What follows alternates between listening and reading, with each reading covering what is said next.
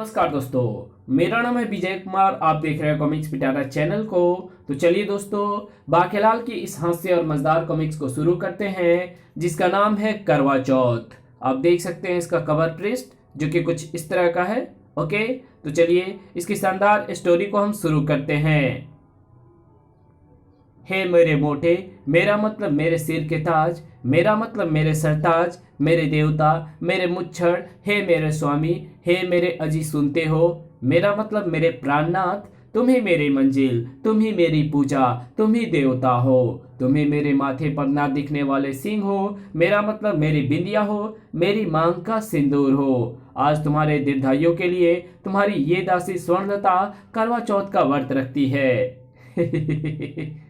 ईश्वर तुम्हारी कामना पूर्ण करे प्यारी स्वर्णलता, यानी मेरी आयु लंबी करे। और करवा चौथ के व्रत का आरंभ होता है सरगी से। अभी तो तुमने कुछ खाया ही नहीं स्वर्णलता, तुम ये व्रत मेरी दीर्घायु के लिए रख रही हो। आज मैं तुम्हें स्वयं अपने हाथों से खिलाऊंगा, लो ये फल खाओ। किंतु महाराज, 2 घंटे से जो मैं अपने आप खा चुकी हूँ, उससे मेरा पेट पहले ही लबालब भर चुका है। भरने दो रानी, भरने दो, क्योंकि कुछ देर में व्रत आरंभ होने के बाद तुम्हें जल भी ग्रहण नहीं करना है। सरगी, रात्रि के अंतिम प्रहर में व्रत रखने से पूर्व स्त्रियों के भोजन का समय होता है। तब तुम आराम से जुगाली करके इस सारे भोजन को पचाती रहना। आपने तो मुझे भी अपनी तरह डंगर समझ लिया है महाराज। गुलब, मेरा हाजमा सुड़ब आपकी तरह गड़प दुरुस्त नहीं है। बस बस कीजिए, वरना मुझे खट्टी डकारें आने लगेंगी। अच्छा, तो फिर एक चिक्कू और एक अमरूद और खा ले, ये दोनों फल मुझे बहुत अच्छे लगते हैं। मगर मुझे ये दोनों फल अच्छे नहीं लगते। वैक वैक, महाराज पीछे हट जाइए। गुड़प। और फिर वही हुआ जिस बात का भय था। माताश्री, क्या हुआ आपको? पुत्र, एक चिक्कू खाते ही तुम्हारी माताश्री की तबीयत अचानक खराब हो गई। और उससे पहले जो माताश्री को 2 दर्जन केले, 1 दर्जन संतरे, 6 औ से अनार, 5 बड़े गुच्छे अंग से अंगूर, 6 शरीफे, 8 औ से अमरूद, 5 सेव, 1 सेर आलू बुखारा, आधा सेर रसभारिया, 3 अनानास, 4 नाशपातियाँ, 5 गोसे, 15 आड़ू, जिनमें से 2 बीज समेत, 1 दर्जन खुमानियाँ, ढेर सारी खजूरें और 2 गन्ने की गड़ेरिया भी चुसवा दी आपने। और ऊपर से कहते हैं कि सिर्फ एक चिक्कू खाकर माताश्री की तबीयत खराब हो गई।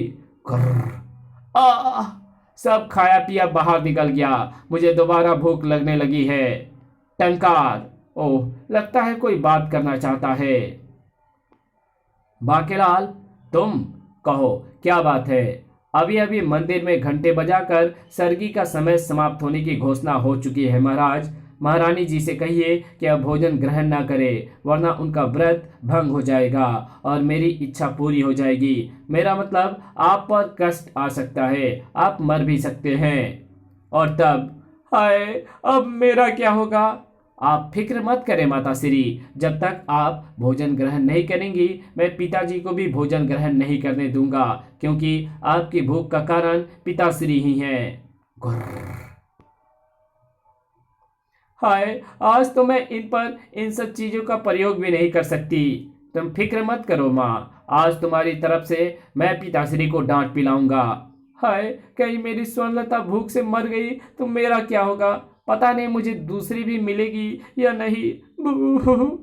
पिताश्री, अब यहाँ खड़े खड़े हमारा मुंह क्या देख रहे हैं? इन पर क्या जलेबियां टंगी है? फर्श पर पड़ा कूड़ा कौन साफ करेगा? घुर्र। मगर ये सफाई कर्मचारी कहाँ मर गए? आज सफाई कर्मचारी छुट्टी पर हैं, क्योंकि उनकी पत्नियों ने भी करवा चौथ का व्रत रखा हुआ है। ये खोजा भी ना जाने कहाँ मर गया। ठीक है, मैं ही साफ कर देता हूँ, अपना काम करने में कैसी शर्म। ओह, तो ये यहाँ है और मैं पूरे महल में सफाई कर्मचारी को ढूंढता फिर रहा था। मेरे कक्ष में भी अभी तक झाड़ू नहीं लगी। मगर महारानी जी, ये महाराज आज कहीं दिखाई नहीं पड़ रहे हैं। घर्र, बाकेलाल चाचा, कोई आपके विषय में ऐसा कहे तो मान भी लिया जाए, मगर मेरे कद्दू जैसे पिताश्री आपको दिखाई नहीं पड़ रहे हैं क्या? कर्र। अरे महाराज, आप आप झाड़ू क्यों लगा रहे हैं?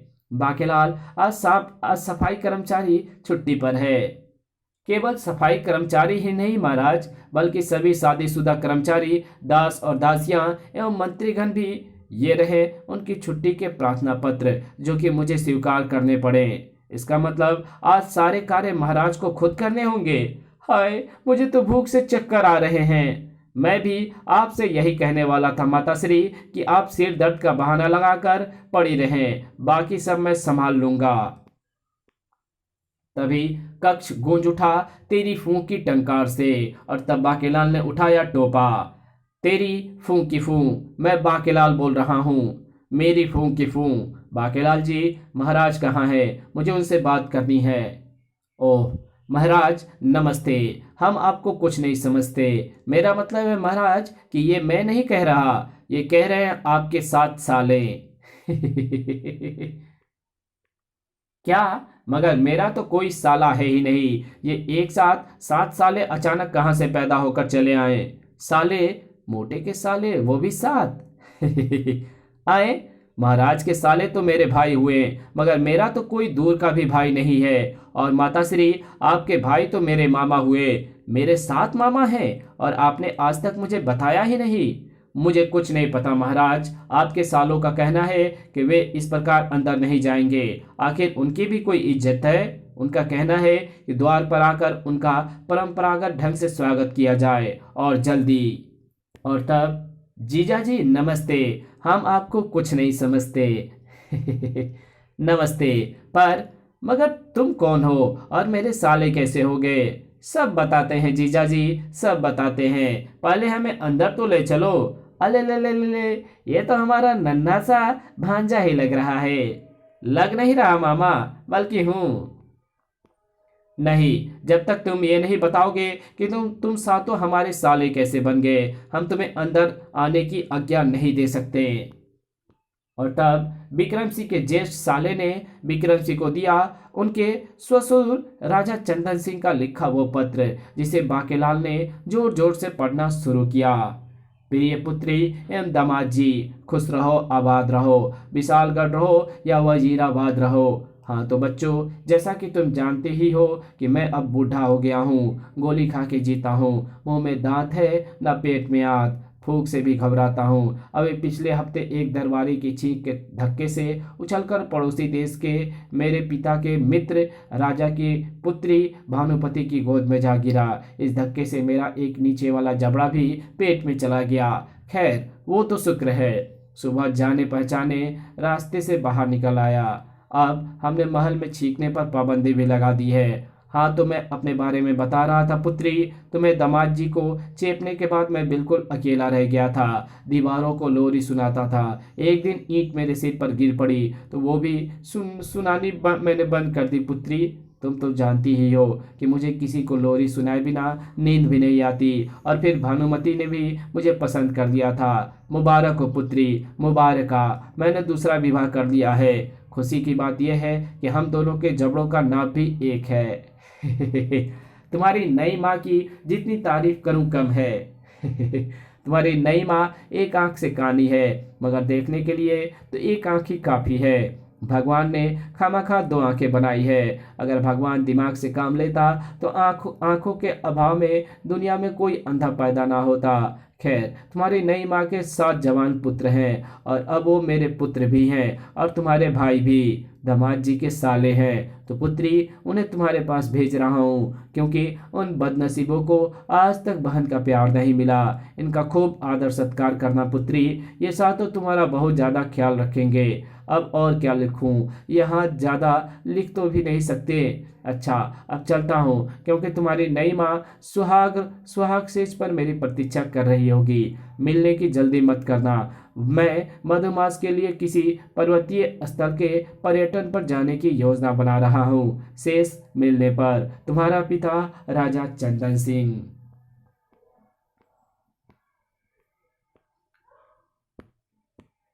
और दूसरे ही पल मेरे प्यारे भाइयों, मुझे भी कभी भाइयों का प्यार नसीब नहीं हुआ था। एक साथ 7 भाई पाकर मैं धन्य हो गई। जी जी महाराज, अब तो इन सातों को अंदर ले जाकर इनकी खातिरदारी करनी ही होगी। मगर बाकीलाल, आज तो सभी कर्मचारी भी छुट्टी पर हैं। तभी, ले आओ भैया, तनिक इधर ले आओ। ये क्या है? जी जी, हम सातों भाई पहली बार तुम्हारे पास क्या खाली हाथ आते? तुम सातों क्या कम थे जो एक और साथ ले आए? जी जी, जीजा जी हमारा अपमान कर रहे हैं। गुर्र। अजी, जरा अपनी जुबान को लगाम दो। खबरदार, जो मेरे भाइयों के लिए एक भी अपशब्द कहा तो ये मोटा मेरी तुलना मानव से करके मेरा अपमान कर रहा है। गुर्र। अब आएगा मजा।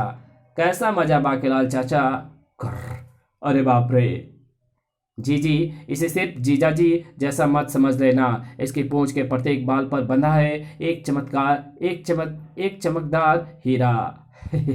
और ये सब है तुम्हारे लिए। मायके से आया गधा भी मेरे लिए घोड़े के बराबर है। मैं इसका नाम गधर्व रखती हूँ। ये लड़की अच्छी है, भगवान ने इसे गधी क्यों नहीं बनाया?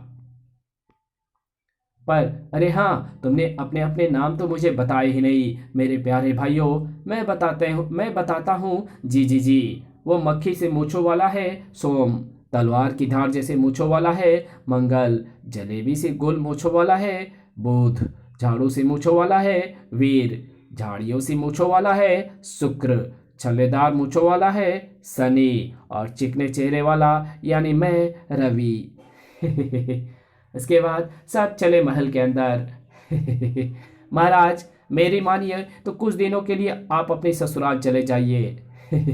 वरना कहीं पागल खाने ना जाना पड़े। बाकीलाल, तुमने वो कहावत तो सुनी होगी, सारी खुदाई एक तरफ, जुरू का भाई एक तरफ। बू। पर मुसीबत अभी शुरू हुई थी। अरे जीजी को क्या हुआ? मुझे तो ये चक्कर कमजोरी वाला लग रहा है। आप ठीक कह रहे हैं मामा श्री, आज माता श्री का करवा चौथ का व्रत है और आपकी जीजी ने कुछ खाया पिया भी नहीं है। क्या? ओह, मगर जीजी की लंबी आयु के लिए जीजी क्यों भूखी रहे? ये करवा चौथ है या कड़वा चौथ? गुर्र। हाँ, तानाशाही नहीं चलेगी। हम जीजी को अभी फलों का रस पिलाते हैं। कहाँ गए? ओए जीजे, फलों का रस निकाल कर ला, नहीं तो तुझे निचोड़ देंगे। जल्दी कर बे, खुद खा खा कर तोंदू होता जा रहा है और देख देख हमारी बहन की हालत। अबे डूब मर। जाइए महाराज, इनके मुंह पर छींटे मारने के लिए जल तो ले आइए। बिल्कुल ही बोम बनकर मत रहा कीजिए। हाँ, नहीं तो जल्दी जाओ।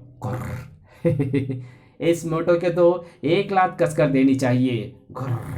और विक्रम सिंह के जाते ही, मैंने तो कल भी मना किया था महारानी जी कि व्रत रखने से पहले अपनी हालत देख लो। मोटा मेरा मतलब महाराज तो 100 साल तक भी नहीं मरने वाले। व्रत रखा तो आपकी जिंदगी खतरे में पड़ जाएगी। पर बाकीलाल की एक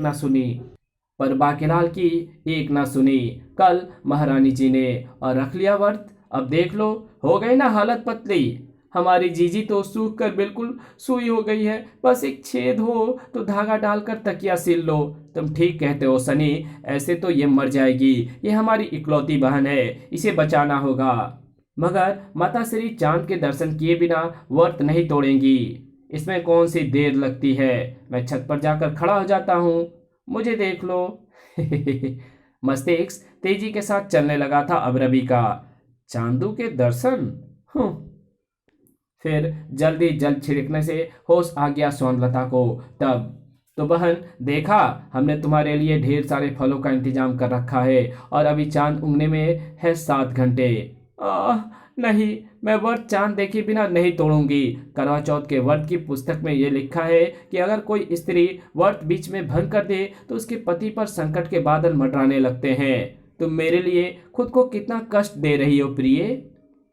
तभी महामंत्री ने फलहार का आमंत्रण तेरी फूं पर भेजा और सोनलता की जिद पर सब फलहार के लिए आ पहुंचे, जबकि फलहार वितरण की जिम्मेदारी उठाई मोहक सिंह ने। पिताश्री, जब तक माताश्री का व्रत नहीं टूटेगा मैं आपको भी कुछ नहीं खाने दूंगा। क्योंकि माताश्री आपके कारण ही भूखी रही है। इस प्रकार आरंभ हुआ फलाहार। लीजिए पिताश्री, आपके लिए ये विशेष फल सड़े हुए। वाह, पुत्र हो तो तुम्हारे जैसा। भतीजे, मेरा भी ध्यान रखना। हाँ पुत्र, बाकेलाल को एक फल अधिक देना। ठीक है माताश्री, मैं बाकेलाल चाचा को एक अंगूर सड़ा हुआ अधिक दे देता हूँ। और इधर बाकेलाल सबकी आंख बचाकर निकल गया था महल से। बेटा बाके, इन पागलों के साथ ज्यादा देर तक रहा तो तू भी कहीं पागल ना हो जाए। चल थोड़ी देर बाहर की सैर को। कहाँ गिराऊं, कहाँ गिराऊं, कहाँ गिराऊं? हिंद। उधर उसी समय वन में सिंह ऋषि ढिमकाना, आहा, दिखाई पड़ गया शेर, जिसके सुंदर खाल के बिछौने पर तपस्या करने से ईश्वर जल्दी प्रसन्न होते हैं, बशर्ते उस खाल को तपस्वी ने खुद प्राप्त किया हो। शेर को वश में करने के लिए मेरे पास है ये अभिमंत्रित मुद्रिका। बस ये शेर की आंखों के आगे गई नहीं कि शेर वश में हुआ। गुर्र, मुझे किसी मानव की बदबू आसपास से ही आ रही है, पर मैं ठहरा गूंगा और सूरदास। मानव का शिकार कर पाना मेरे बस की नहीं है। अरे, पर इस शेर पर तो मुझे देखकर भी कोई असर नहीं हुआ। ओह, लगता है मुद्रिका के प्रभाव से ये दूर से ही सम्मोहित हो गया है। अब मैं उस मानव की सांसें सुन पा रहा हूँ। इसका मतलब वो मेरे बिल्कुल सामने खड़ा है और यही समय है हमले का। गुर्र, दहाड़, ये शेर तो अंधा है। बचाओ, अरे मेरी मुद्रिका। और यही क्षण था जब बाकेलाल के साथ घोड़े बादशाह ने की शरारत। अरे वाह, इतनी देर से मेरी पीठ पर चढ़ा मेरी सवारी के मजे ले रहा है और अभी तक मैंने तुझे गिराया ही नहीं। बाकेलाल, चल नीचे। हिंद, उफ, फिर शरारत कर गया कमबख्त। जबकि मैंने इस पर रकाब में पांव कसकर फंसा रखे थे। मुझे क्या चिमटा समझा था? मैं भी देख चुका था कि रकाब में बाकेलाल ने अपने पांव कसकर फंसा रखे हैं, इसलिए तो पहले थोड़ा उछलकर मैंने इसके पांव रकाब में ढीले कर दिए थे। अरे बाप रे, शेर एक ऋषि पर आक्रमण कर रहा है और मैं भी इधर ही जा रहा हूं। दूसरे ही पल, उफ, ये किसने किया? सूरदास पर आक्रमण। ये जरूर उन्हीं शिकारियों की हरकत है जिन्होंने आजकल वन में सिंह जाति के बीच आतंक फैला रखा है। धाड़, मेरे सिर पर भयानक चोट हुई है। और वाह, शेर मारा गया। ए बहादुर युवक, तुमने मेरे प्राण बचाए हैं।